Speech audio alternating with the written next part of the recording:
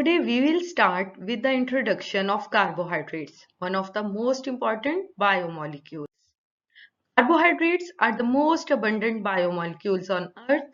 They are organic compounds made of carbon, hydrogen, and oxygen, usually following the formula CnH₂O.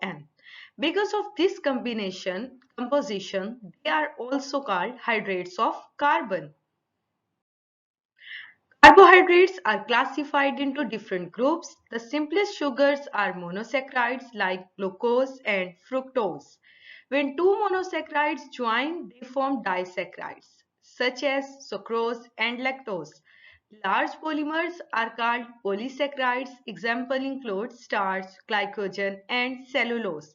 In the figures, you can definitely see the glucose, sucrose, and starch or glycogen. Functionally, carbohydrates are the primary energy source of life. 1 gram provides 4 kilocalories. They also act as storage molecules. For example, glycogen in animals and starch in plants. Structurally, they are important in cellulose and chitin. Beyond this, they are crucial in signaling, nucleic acid structure, and immunity.